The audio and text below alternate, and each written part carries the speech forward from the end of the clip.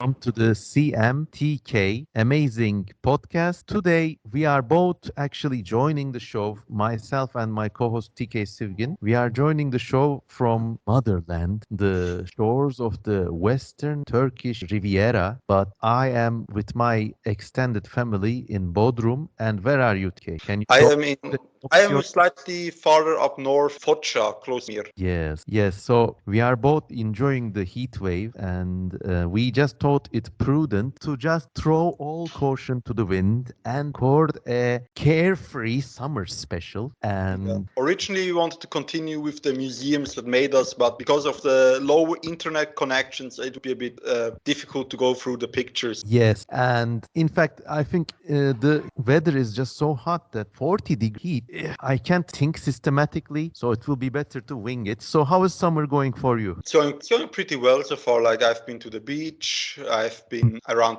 just the city of Focia, Mhm. and it's just all very nice. Has Focha been named after basically phoca, as in like Yes, seal? like when the Greeks used to live here, it was called Phocea. Yes, and Mm, there's still like there used to be far more in the past, but there still are some seals living on like the offshore island.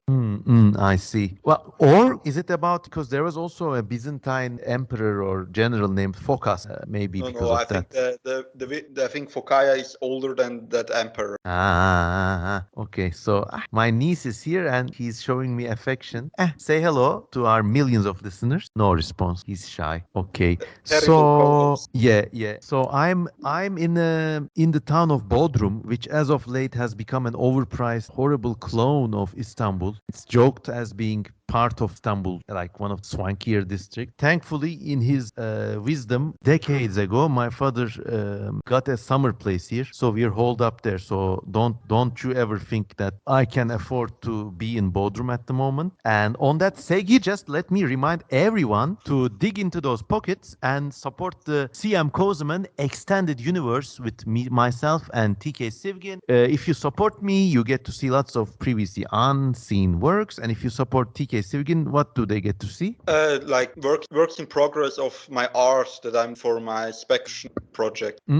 Nice. So there, everyone. And let me tell you about my part of Bodrum and kind of dox myself in the meantime. So basically, imagine ancient Halikarnassos, which was like one of the biggest cities of the Hellenistic era until Alexander the Great, like literally destroyed it, and it never kind of recovered. So it's on a bay, and there are like Well, then, if you want to be technical, the Hellenistic era only starts with Alexander Great. oh, okay. So it's Like the how, era of like Greek city-state just for that, I think. Ah, well. All right. So imagine that place, but imagine a couple of more adjacent bays. There used to be this, again, Greek seaside township called Pedesa. And lo and behold, after a lot of time and some population exchange, it has become the Turkish town of Bitez, which is where I am broadcasting from now. Just let me cue our listeners here. If you guys are writing or listening to us from any holiday place, just give a shout out, dox yourself so we see who's lucky enough to afford a holiday in this day and age, and basically where you are and how you're doing. So that's a side note. I don't know. For me, summer holidays in the Turkish Riviera always mean bug and reptiles and stuff. And every night I go out with a lamp and look at the weird critters I find. Do you do some field trips too in your part? yeah, sometimes like close to where I live, there are like some old tubes, and for the Mm-hmm. longest time I want to explore them, but I haven't got yet. And Oh, apart from that, there's like a bunch of critters around the house. Like I showed you, we found this gecko that I mm-hmm. kept in a jar for a few days, then I let it out again. Oh yeah. So Yeah. you released it, huh? Yes, and there's also like camel spiders. I just Oh fuck, absolutely those are hate. great, man. You're so lucky. I hate them. They're fuck scary. Do they attack you or something? They haven't attacked me, but they look like the fucking predator. I'm sorry. Oh. Like you are one ugly motherfucker. In Predator 2, famously, the creature itself says, motherfucker. Like, yeah. Actually, like, I don't know. I envy you, man. I really like those. Let me tell you of a formative memory with geckos, by the way. So, by the way, actually, I am also filming lots of travel adventures in this here town. And if you stay tuned on this channel, I will in due time release them too. But so imagine I was like 8 years old, and my parents have been bringing us over here for a long, long time. And I was like 8 years old, and we were staying at a hotel. How could I forget the place? The name is Hotel Ocalit. And one day, I remember just opening a door, and in the wall behind the door, there was a pink lizard. Now, felt like a revelation because before this, I had only seen pink lizards in book. For the first time, I was confronted with an animal that I knew from books, but it was real. And turns out it's like the most common vulgar form of gecko. The common, it's so common in this part of the world that even named after Turkey, Yeah, what was Hemidactylus it like? turcicus.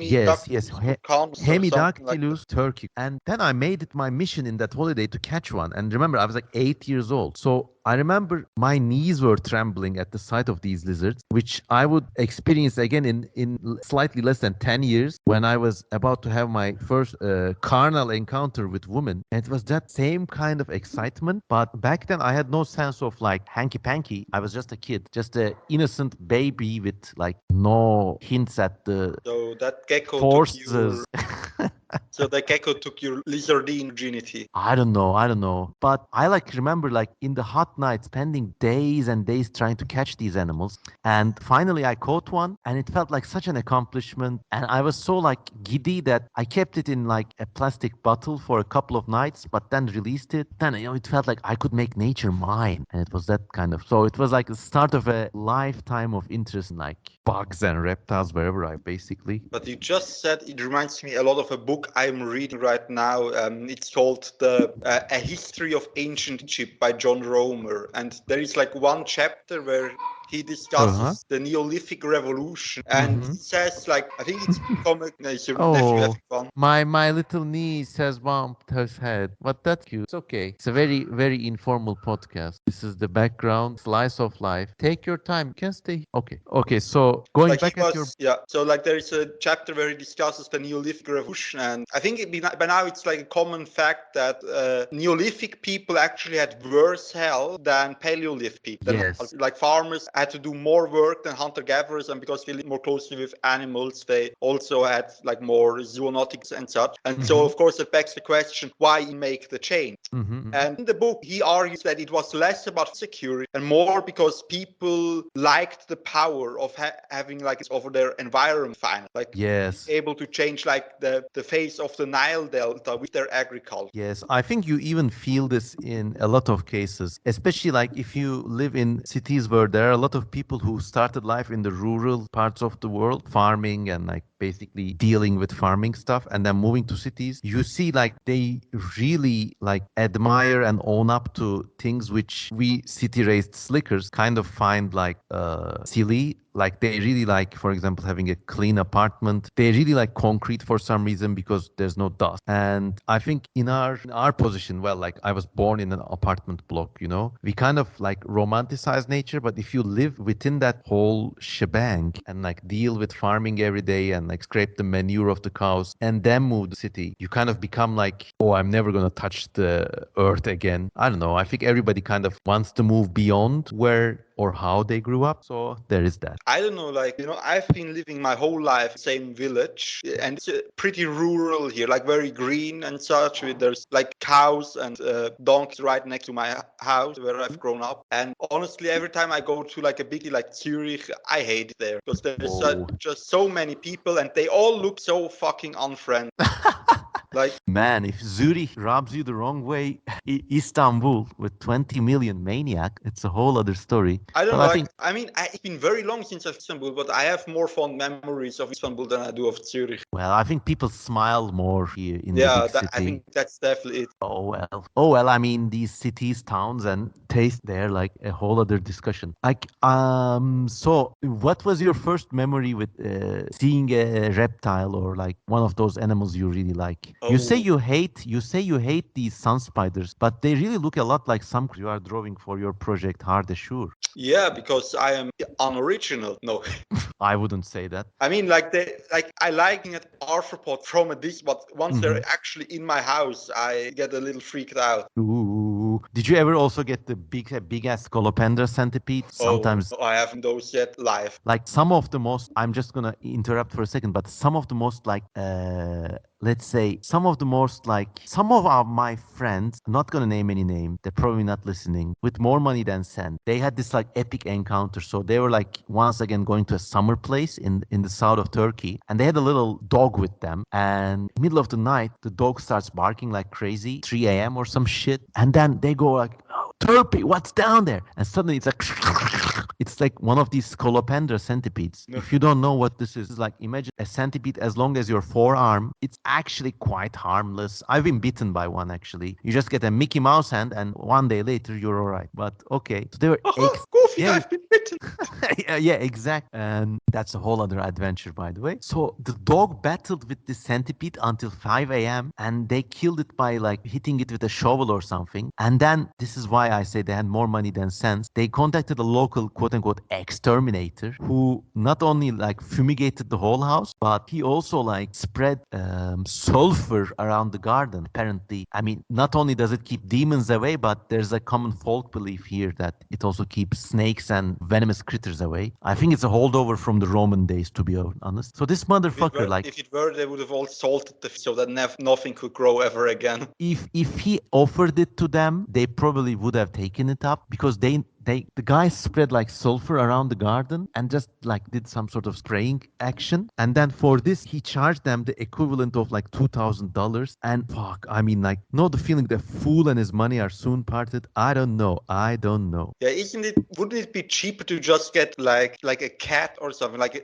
like a pet that hunts smaller animals, I don't just know. keep Like, them around the house? these are like city people, so they also like, I mean, you and I, we understand, like if you saw a big centipede in the house, like I know how to capture it, throw it out. Okay, if you're really scared and maybe you have a kid or something, I think it's like in your god-given right to painlessly kill it too. Okay, but you and I would know that spraying poison has no effect on the centipede. Poison, just like DDT, just works for smaller insects like mosquitoes or flies. And sulfur, it's just like, I mean, you're better off drawing a pentagram in the ground, huh? But like the way these like exterminate, they must have laughed all the way to the bank. And there are so many stories like this. Like I know another person who runs a nature and sustainability themed podcast out of all places. For some reason, his wife has a phobia of frog, and like they went on a like nice getaway vacation to like some fancy bungalow hotel. The night they arrived, the wife sees a little toad on the doorstep, and then vacation canceled. They moved to the Sheraton hotel. A good thing they didn't kill the frog. At least there's that much.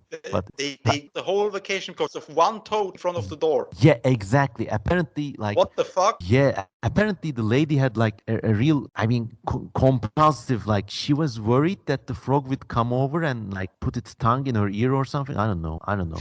Like a breaker toads for not paying the money, like loan shark. I don't know. Like again, like some people have like I know people who are like scared of pigeons and birds, like and walking around the town, like another formative memory. So like by the way, if you're one of the people in the like infinitesimally unlikely incident that you are listening to this podcast, please mean that like we are talking about these things, but I mean you know ill will. I mean I'm scared of jewelry, so different fears. But My mother has phobia of butterflies. oh, see, so it works in different ways. Why though? Like, and how does it manifest? I think because she wants so like an image of like a butterfly head close up, and they do look a bit gnarly when you really look at them closely, with like their proboscis and the weird killers. Yeah, that's But basically like. but I also never really got it because I mean butterfly is like that's like when people that's like the archetype of beautiful insect. Yeah, I mean, like, I think I understand. I think maybe the frog phobia comes from the place too that you're worried that this animal has an extensible mouth part and it's gonna like do things to you. I don't know. I mean, for some people that's a kink, but I guess it works both ways. I remember like it was like when I first started work in an advertising agency. So they paired me up with this like, I mean, not quite unattractive, like nice lady. Actually, was really pretty. And so like I worked with her like for a couple of weeks. Basically, she's the graphic designer. I'm the copywriter. I write some horoscope shit, and she like designs some like horoscope stuff for that. And it's all for like a brand of chewing gum that basic. Horoscope stuff. Yeah, the So chewing did you do gums. like actual astrological work, or you just write whatever? No, I just looked at previous week's horoscopes. I actually jumbled so if it was for Taurus, I put it into Pisces, vice versa. And then I like kind of like put some creative pin on it, like saying like, so if it was saying money is coming, I said like maybe you will develop an exciting new product, and it was aimed for college students. So I was like, someone you love will give you pocket money or something like that. So the whole premise of the brand actually was it's this thing called Falum, the chewing gum that has fortunes in it. So we were doing ads for it, like branching out into horoscopes as well. So anyways, it's like working side by side, but I don't think like I even registered on her radar, to be honest. But like sooner or later we started going out to dinners together. No, not dinners, lunch breaks together. And like on the way to one lunch break, we were passing the square, and it's like, if you know a bit about Turkish cities, there's squares of pigeons all over the place and people feed them and shit. So right there, she like grabbed my arm and buried her like nice dusky face into my shoulder, basically. I was like, oh, my time has come at last. But suddenly I realized she was saying, oh, get away from me, get them away from me. I'm like, okay, maybe it's not what I think it is. Turns out she had a horrible fear of bird. And I was like, is this okay or whatever? And then I asked her like, so like, why do you fear? And like her response was very strange and very specific. She was worried that like the other lady with the frog coming up to her ear and like going like, so she was worried that the pigeons would get on her hair and their claws would be entangled in her curl or something like this. So I don't know. Like we're not passing Sounds any like something. judgment. So sorry, it sounds like something that maybe happened to her when she was a child. I don't Have know. you asked her that? I don't know. Like I didn't go that deep. Like I didn't intend to get any weirder by like clumsily trying to psychoanalyze my coworker. But I think she also said like this whole mass of flapping wings and stuff. It kind of triggered her too. I don't know. I don't. Is there animal that you would say you have a somewhat irrational fear of? I think not. I don't know. Like I've been attacked by dog. I've tried to catch centipedes. I've been bitten by like big spiders. But I have like some basic rules. For example, if I see a rat or another muskid and any other relative, it's just no touch zone for me. Same with snakes. Like unless I'm 100% certain it's a non-venomous snake, I won't even like bother to touch it. Like just leave it alone. Like give it a wide bubble. So I mean, I think like rules of engagement for different creatures. I'm sure you do too. Like I don't know. Care to Yeah. name a few? Like I have like a weird relationship arthropods, like spider, maybe crabs and like crickets and stuff. Like I hate touched by them. Ooh. Well, it depends. Like there's like really tiny spiders that are like hairy and they have big eyes. Like almost like pups. Like those are fine. Jumping But spiders. Yeah. yeah, those are cute actually. But like daddy long legs, such like those me like the Ooh. shivers. Like those. But the funny thing is like I have no problem with like or wasps even Mm. when they land because I know if I just stay still they won't hurt. And that's the funny thing. Like we actually had like a wasp nest on our balcony back in Switzerland. And what I did is I wanted a book in the sunlight, so I just went on the balcony on the reclining chair, sat there almost right next to the wasp nest, and I just read my book. I did too much, and I think they like acclimate me and they didn't bother me at all. You're the wasp whisperer. Well, that's true though. I mean, the only time I've seen wasps attack people was like if you're next to their nest, basically, or accidentally. Like I remember this happened. This actually happened in the same hotel where I first saw the gecko. Hotel Eucalyptus. Come for the dreams, stay for the memories. Okay, so what happened was like Staffed only by koala. I don't know. That's another weird name, by the way. Let me go another side tangent. In this part of the world, in your part too, eucalyptus are like endemic. Did you notice that? They've become endemic. Yeah, there are like forests of eucalyptus, but they're Australian trees. I just fucking realized I don't actually know what a eucalyptus really looks like. Oh, like you have to check it out and also look around in southwestern Turkey, at some time, I don't know, somebody introduced eucalyptus trees. I've actually researched this. Like they either say it was like some British person, or they say it was the Ottoman Empire did it because eucalyptus trees are apparently good for draining malaria-inducing swamps. So now they're so common that even have hotels named after them, and it's just one big mystery. But at Yeah, Hotel yeah, Eucalyptus, I'm looking at pictures of them right now. Yeah, I've seen those plants around. Yes. yeah. So quite bizarre, actually, when you get to think about it. So what happens is that one morning at Hotel Eucalyptus, one of our parent friend just got up, held holding her mouth, and went like so there. And turns out she had actually swallowed a wasp, and she was allergic to it. And like Oh no. they took her to the ER, and like she was in the hospital, almost died. They actually punctured her windpipe because her tonsils were so swollen she couldn't breathe. So wasps, everyone. So like that, yeah, one group of animals I have a tension relation, and other thing I have like a phobia of is like sea animal tentacle, like jellyfish, squid, Ooh. stuff that gives the heebie-jeebies or whatever you want to call Okay, well, I think another of my rules of engagement are for octopi. Like in theory, I love those animals when they touch me, when they walk around, like and like the whole tentacles and stuff. I like it. I like that. But these animals also have a very big and painful beak in the middle of all those tentacles. So I always worry that if I touch an octopus, it's gonna wrap it around my forearm, wrap its arms around my forearm, and just puncture my artery like a stapler, and then I'm gonna bleed to death. I think that's like as irrational as I get with I mean, these. there's more irrational fears around octopi because they can like squeeze through any hole that's slightly larger than theirs. So in theory, if an octopus really wants to, could crawl up your asshole. Oh, well, there are already fish that do that with cum. They call Yeah, them pearl but fish. Do you know? there it's consensual. Like most people outside of Japan. I don't think want an octopus up their ass. I don't know. I don't know. I mean, I have no idea, man. Then It's not. that I sounds like denial. no. I mean, You're being pretty suspicious right now. Your reply. no.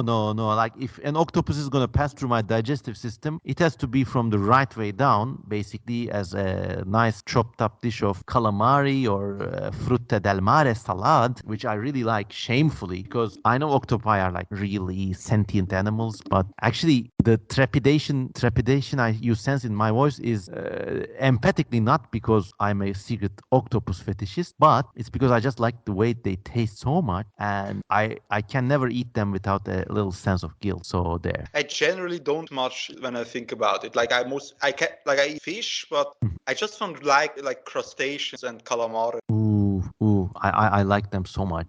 They're like all the taste of fish with none of the bones. Really nice For me, stuff. they're maybe I've always to like bad restaurants that serve them, but for to me they're always a bit like gum, like to a last bite. Well, if you eat it in Switzerland, or I'm ashamed to say in Turkey, they're actually extremely bad at cooking them. There's only one place that does this right, and it's Greece. Maybe Spain being a second runner, but I don't like their whole I thing too imagine in the much. Caribbean they're also very good at it I don't know. because they're like crab for them are like a national dish. In the Caribbean, actually, they may not be able to hunt octopi as often as they do here because there are not as Yeah, like many not rocks. octopi, like a crustacean, like that kind of Oh, yeah. sea. Oh, yeah. I don't know. Once again, like we have to ask our listeners in the area about like, if you know any good Caribbean seafood dishes that don't contain fish but do contain invertebrates, please let us know. All right. By the way, this whole like discussion evolved from me asking you about a formative encounter with animals and critters. So let's get to that. Yes, but yeah, what was the question? Like, when was the first time I encountered like a special animal? That was the question, right? Yeah. Like it could be a lizard, snake, anything. Like, how did it go for you? Like my pink gecko memory from Like, Hotel Eucalyptus. Switzerland, I live very close to a river called the Limmat, and there's like sections where the water is very shallow and you just can walk to the river. And they were Mm-hmm. always like little baby fish. I think they were baby. Mm. And I always tried to catch them, and I always came up with some bizarre ass methods, but it never worked. Like, for example, I once dipped like an umbrella in the water and one closed very quick. So Mm-hmm. like basically like a makeshift automatic fishing net, but it never worked. They were always fast. Oh, nice, man. Neat. Oh, what else? And in school, we once raised like tadpole, like tadpoles Ooh, all the way until they were frog. yeah, I did Was a that nice too. project. That's really fun, actually. One thing I could never get is like with tadpoles, if you see them in the wild, they're like mature in the sewer. But if you're keeping it at home, unless you keep it in like the purest drinking water, they die. So I had to like change their water every day with drinking water. They don't need a lot of water, to be honest, but just has to be fresh every day. I think it's because in the wild the water just circulates, you know. Yeah, Like maybe, there's a maybe. constant input and a constant output, which is hard to emulate in aquarium. But sometimes no, actually. They breed in like the most tail ponds and stuff like that. I mean, I once saw Then tadpoles. maybe just like the right microbiome that in the wild that is hard to replicate. And that be it. That could be it. Or maybe they're at a late stage where they can breathe air. I don't know. But once I saw like froglets coming out of basically a muddy tire track and they just matured there all the time. Who knows? What even they do they eat there? I can never tell. Like weird frogs. They're powered by pure gasoline. They're road frogs. You know like how there, you know how there's like road hogs. Those are road frogs. I don't know. Like I mean, it's like old adage, like life finds a way, and I think they're like doing something that we just don't know how to replicate. And anyways, but I mean, to my credit, I also raised a lot of froglets, and when they became like little small men, basically, I released them into the undergrowth, and I like to pretend that some of them matured and reproduced, and I was like, I mean, cue the violins from Schindler's List. You know, I could make one difference. Oh God, Schindler's List. I rewatched the movie Downfall again. You know that one? Oh, the one about the Like Hitler's last days in the bunker. yeah, the famously memed film. Yes. Yeah, I was surprised to find out that the guy who played Hitler was actually Ooh, I think no German would step up to it, yeah, or no Austrian. Bruno Ganz was the name of the actor. He did a really good job. That was a nice movie. I also recommend like the historian Anthony Beevor, I think the name. Let's see, Beevor, and it was called Berlin: The Downfall. It's like a really nice and sort of like a non-sensational book about like those few last days of the few last months of the Third Reich, and it's like really, Wasn't the really grim reading. But wasn't the movie partially based on that book? I think I remember reading something like that. Maybe. I mean, it could be, and I just don't know. So there, yeah. Oh, what did I So watch recently? The last Guardians of the Galaxy film was surprising good. Like, I still haven't watched that. I mean, I went to it wanting to hate Marvel films because some of the last few were like awful, but I think it did a better case arguing anti-vivisection points of view than Jurassic Park itself, the last Jurassic World movies in the least. It was really sad. Like in some parts, like I cried. Bizarre, like it really plays with your emotions. And the last Spider-Verse movie was extremely good. Like the animation, storyline, every frame is like a great work of digital art somebody made. So really recommend it to our viewers. I don't know. What else did you watch, man? Right, just recently I was in the cinema to watch the new Indiana Jones, Oh, that was really good too. The Dial Wasn't of it? Destiny. Right, it was really great. Yeah. I mean, it was much better than the Crystal Skull one. Yeah, I mean I Much. actually liked that one, but yeah, I would say it wasn't better than that. Yeah, I really like the way they wove in all those little plots and bits about, for example, Archimedes' tomb actually was like a search relic at one point. And Harrison Ford really owned up the acting. You know, he was an old broken man and not a like dressed up old man. Like he had his weaknesses. That was nice, and they really worked. He just really loves playing that role. I think like that's Yeah, like much more than Han. Like when in interviews when he's like asking about Han Solo, he's like really annoyed. But yeah. Indiana Jones, he loves playing that character. I think that's like his true passion, play Indiana Jones. Yeah. So, well, I mean, the way he handles the way they handled the disappearance of what's his name, Shia LaBeouf from the last film. Oh yeah. They really worked it well. So, spoilers, basically, one of his son was Shia LaBeouf, and because after the Crystal Skull, Shia LaBeouf became an untenable actor. Basically, he What kind of did he went off the do? deep end. He just became like a crazy art person and was generally disagreeable. And then basically, turns out he was super abusive towards his girlfriends Oh, or something like that. I completely missed that. Yeah, so he was like doing this cringy artworks, kind of like weird anti-Trump activism, but behind that he was like basically an abusive asshole. So yeah. Okay. So anyways, in the Indiana Jones universe, turns out he went to the Vietnam War and died, and because of that, Indiana Jones is sad, and like I don't know, that was really well worked on the story. Yeah, it also ties to the theme of the movie with like time travel such and like the regret we'll have. Yeah.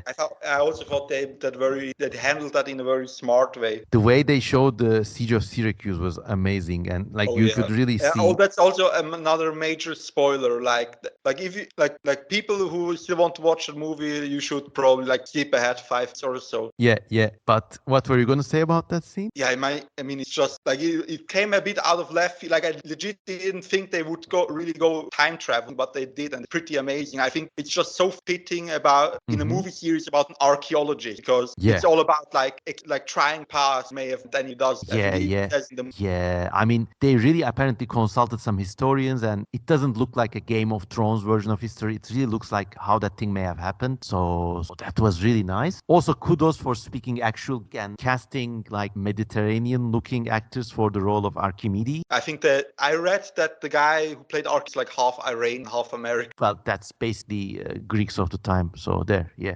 So also, I really like that in the movie, the plot device is this kind of device that can help people travel through time. But I really like that it was not a kind of like magic device, but it was Yeah. actually like a boring clock that could tell you where this. We have something like this right here. Ooh, the It's like Antikythera mechanism. it's just like a little dial that like the year and the month you're in, you can just the date of the day. I see. I see. Well, actually, I mean, we could talk an entire episode about Antikythera mechanism and Yeah, like. because many people may not know this who watch the movie, but that thing actually existed. Like we have Yeah, that in yeah. it didn't like predict like rifts in time, but it was literally like an ancient computer. Yeah, yeah, it If you was call it that, yeah. quite ahead of its time. Apparently, people were just really good at making these things back in the day, and who knows? It was like a Hellenistic iPhone kind of thing. But I mean, Yeah, I this think is what did it predict? I think like the phases of the sun and the moon. Like it was like a calendar calculator, I believe. yeah, and people use that for navigation apparently. There's a long history of those devices. Like one of the pioneers of British early computers, he built these like mechanical analog clocks that could predict tide. Like he factored in the volume of the sea, and he had gears factoring in the phases of the moon, and it was like watching those things in operation. It's like really magical because there's no processing time. As you set it, you get the answer. So that's really cool. Yeah, they want to, like NASA actually wants